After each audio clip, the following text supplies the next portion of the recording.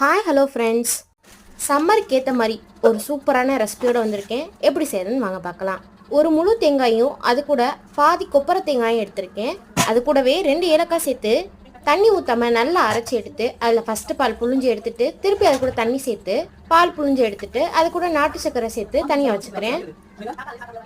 உங்களுக்கு வேணா அப்பம் கூட ஊற்றிக்கிடலாம். நான் ஒரு தோசைக்கல்ல 1/2 டேபிள் ஸ்பூன் அளவுக்கு நெய் சேர்த்துட்டு ரொம்ப கிறிஸ்பியாகவும் இல்லாமல் இட்லி மாதிரியும் இல்லாமல் ஒரு தோசை ஊற்றி எடுத்துக்கிறேன்.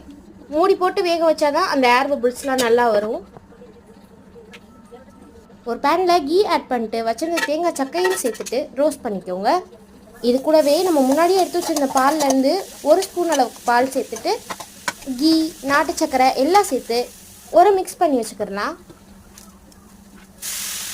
இதை தான் நம்ம ஸ்டஃப் பண்ண போகிறோம். கடைசியில் இறக்க போகும்போதும் 1/2 டேபிள் ஸ்பூன் அளவுக்கு கீ சேர்த்துட்டு ஆஃப் பண்ணிக்கோங்க. டேஸ்ட்டு அப்படி பர்ஃபி மாதிரியே இருக்கும். இப்போ நம்ம வச்சுருந்த அந்த ஆப்போ மாதிரி இருக்குல்ல, அந்த தோசைக்குள்ளே இதை ஸ்டஃப் பண்ணிக்கிடலாம். ரொம்ப இனிப்பு சேர்க்க வேணாம், திகட்டிரும். உங்களுக்கு தேவையான அளவுக்கு இனிப்பு சேர்த்துக்கோங்க.